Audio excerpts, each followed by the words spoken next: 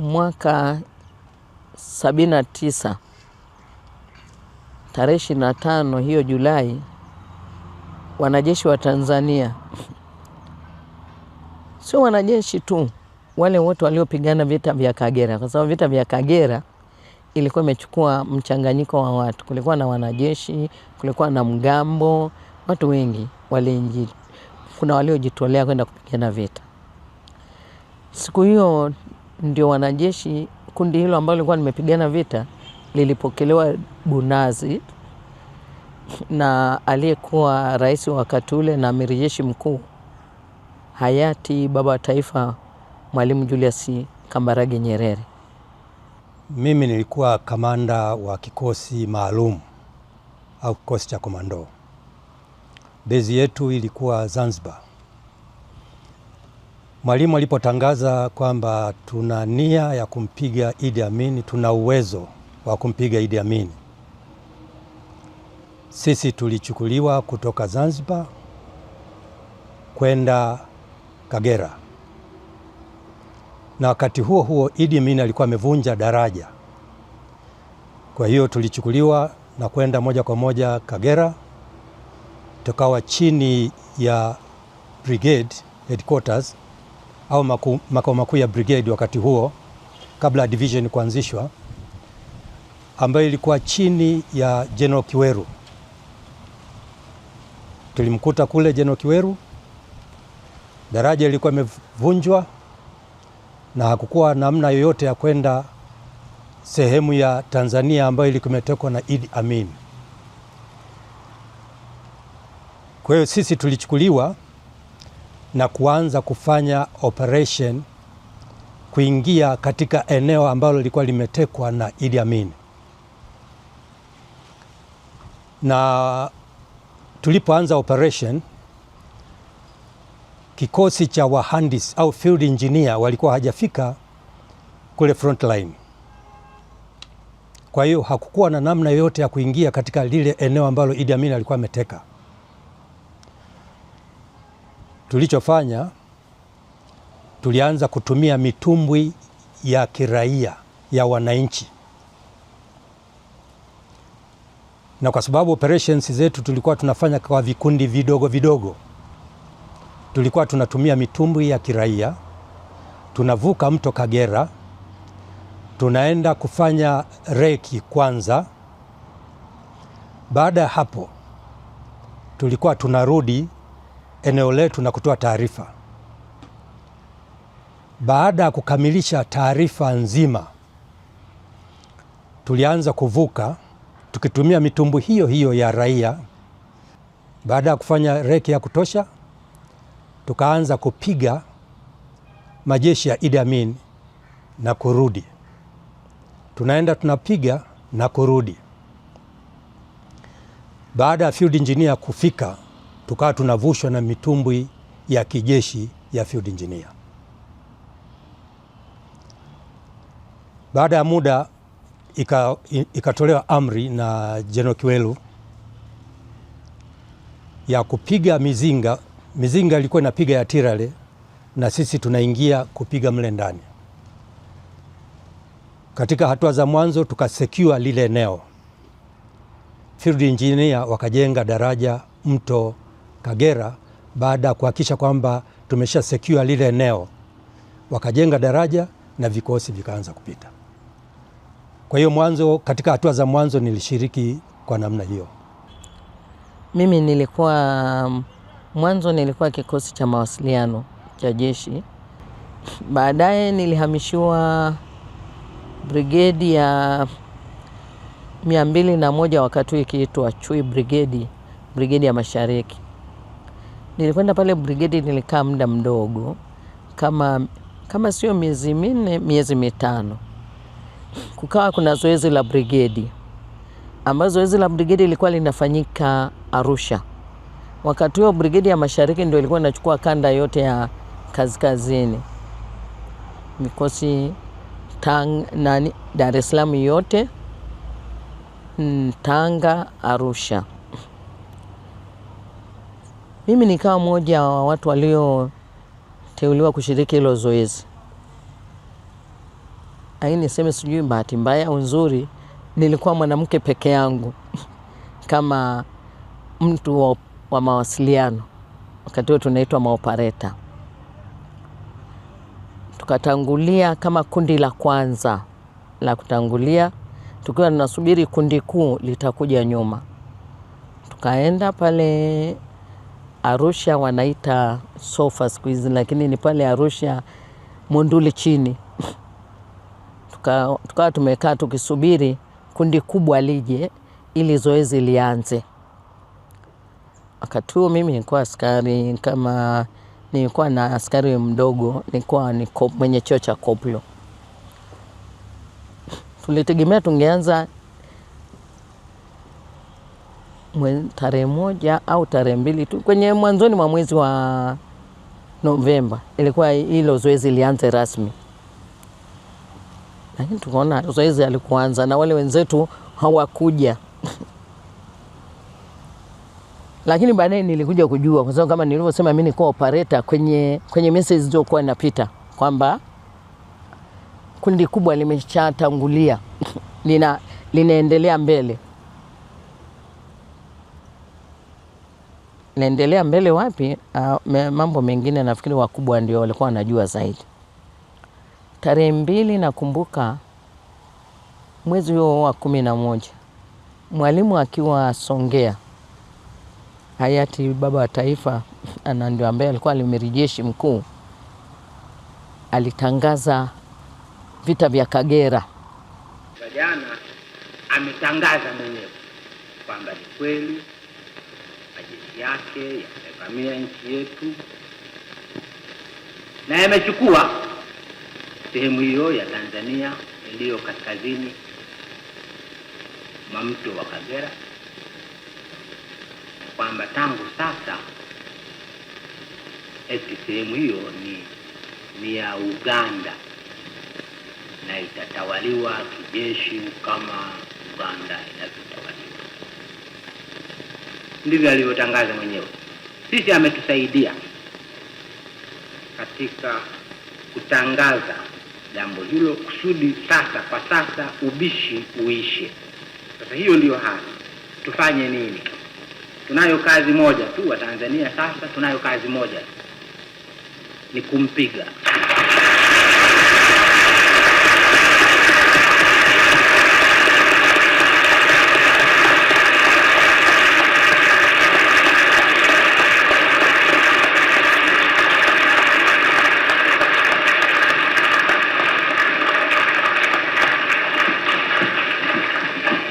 Uwezo wa kumpiga tunao. Sababu ya kumpiga tunayo. Na nia ya kumpiga tunayo. Apigwe nduri amini! Apigwe nduri amini! Apigwe nduri amini! Nduri amini apigwe! Kwa hiyo watu wengi waliokuwa wamekusanyika pale kwa ajili ya zoezi, maana kulikuwa wanamgambo wengi na watu wengi wakaanza kuondoka. Kesho yake watu wakaanza kuondoka, lakini mtikio kwa ni mkubwa. Wananchi baada ya Mwalimu kutangaza, na aliomba, nadhani alielekeza kwamba mwenye chochote pia aweze kuchangia. Kuna watu walileta mang'ombe, walileta kila kitu pale. Sisi baadaye tulikuja kuondoka pia. Tukaenda Nyegezi, tukawa pale kituo cha Nyegezi. Tukakaa pale, ilikuwa kituo chetu cha nyuma. Na baadaye tulivuka ng'ambo, tukaingia Uganda. Tukaendelea kufanya kazi yetu kama operator. Kazi yangu kama operator wakati huo, na kwenye vita operator ndio anayepiganisha vita kwa kweli. Kwa sababu kwa mfano wakati ule ilikuwa hakuna mawasiliano mengine zaidi ya redio. Ilikuwa mawasiliano yote ni redio. Ili mzingo upigwe, ili mtu wa logistic apeleke vifaa mbele, afanye nini wa mbele, aombe msaada, lazima atumie redio. Kwa hiyo tukaendelea kufanya kazi. Tumefanya kazi kipindi kirefu kidogo. Baadaye mazingira kidogo yakawa magumu. Mimi nilirudi tena Nyegezi, baadaye nikarudi kwenye kikosi changu cha awali. Baadaye tena nikaja nikarudishwa. Vita viliendelea vikapiganwa. Baadaye nadhani waliposhika Entebbe, wakashika Kampala na maeneo mengine, tukaenda pale nikapelekwa Entebbe. Anafanya kazi pale. Nakumbuka tarehe 25 mwezi wa 7. Vita vikao huku kwanza viliisha. Tukiwa pale pale Entebbe tuliagwa. Watanzania waliokuwa wameenda kushiriki vita hivyo waliagwa Entebbe. Nakumbuka kwa watu Entebbe tuliagiwa pale Lake Viki. Kuna hoteli moja inaitwa Lake Viki. Sijui kama mpaka leo inaitwa Lake Viki. Tulicheza muziki na silaha zetu mgongoni. Bendi ya Kimbunga JKT walikuja wakaimba wimbo moja mzuri sana na walikuwa mtamu sana.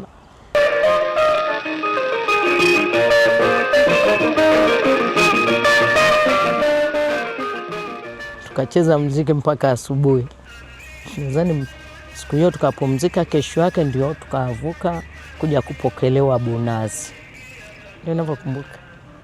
Na baadaye baada ya mapokezi ya Bunazi mimi nilirudi Entebbe kwenda kuendelea na kazi mpaka mwaka 80 ndio nilirudi.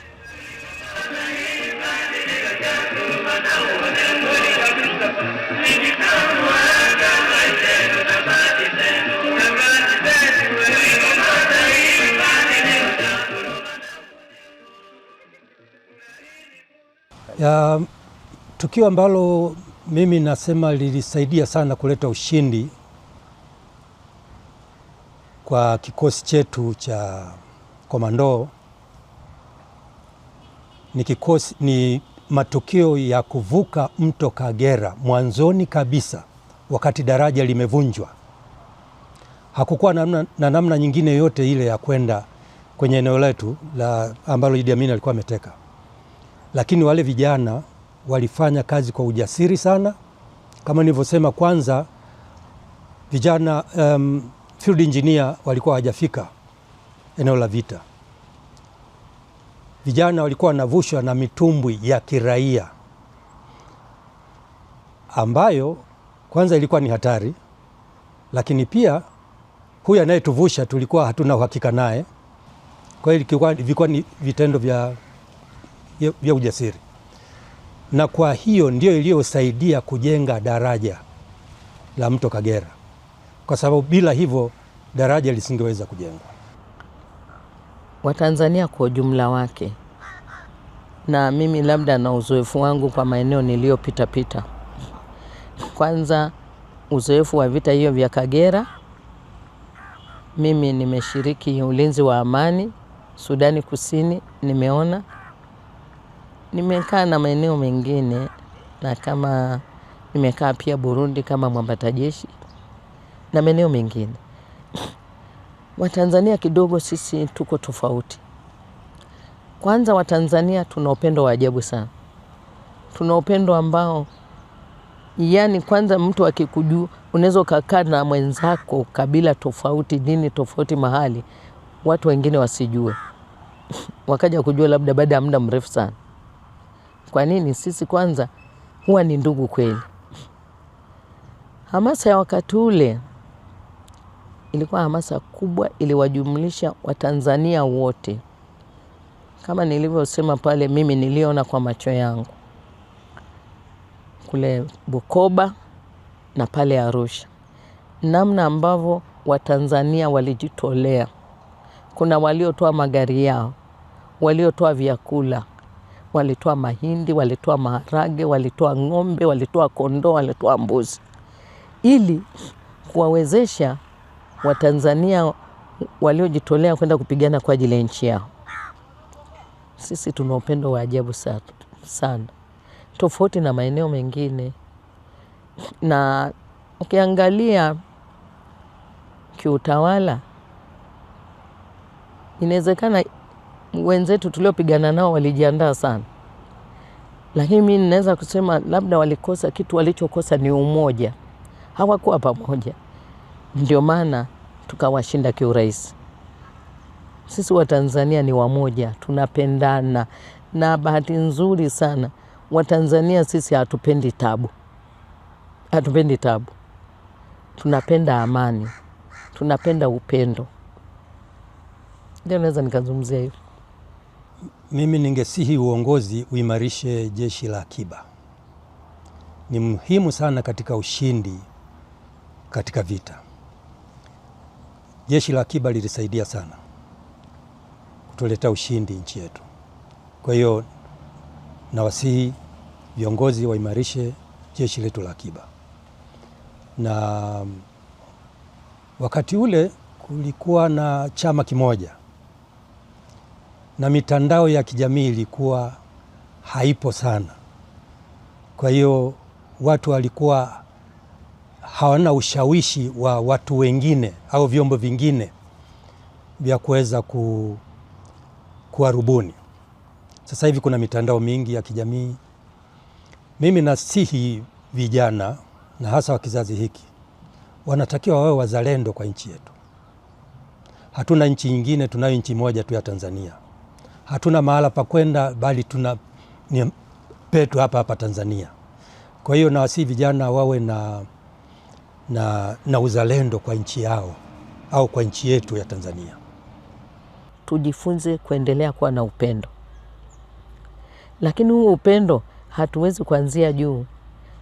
Lazima tuanzie chini kwenye familia. Tunavyolea watoto wetu, sisi wazazi, tuwalee katika upendo, kuipenda nchi yao, kupenda na viongozi, kwa sababu ukiwa nyumbani, mzazi wako nyumbani, si ndio? Sisi ukitoka kazini, ukiwa kazini, kiongozi wako ndio mzazi wako. Unatakiwa mheshimu jinsi ambavyo naheshimu wazazi wangu, na ndivyo inavyotakiwa hata kiongozi wako mheshimu. Na hii haiwezi kuja tu, sisi tulilelewa kuanzia nyumbani. Unaambiwa ukiwa kazini, heshimu wa viongozi wako. Viongozi wako ndio wazazi wako. Hata ukienda shule unaambiwa mheshimu sana mwalimu wako. Mwalimu wako ndio mzazi wako, kwa sababu ndio anakuangalia kwa wakati huo. Kwa hiyo kitu cha kufanya ambacho mimi nafikiri cha kuendeleza kizazi chetu ni watu kuendeleza kuwalea watoto katika hali ya upendo. Kuwafundisha watoto wapende nchi yao. Wapende pia na viongozi wao. Waipende nchi yao na wapende viongozi wao. Kwa sababu hatuna nchi nyingine. Hatuna nchi nyingine. Kama ambavyo hata viongozi mara nyingi wanasema hatuna nchi nyingine. Nchi yetu ni hii. Kuelekea siku ya Mashujaa, nasihi sana makamanda na wapiganaji waimarishe, wasisitize mafunzo wakati huu wa amani, ili itakapotokea vita basi waweze kushinda vita kwa urahisi.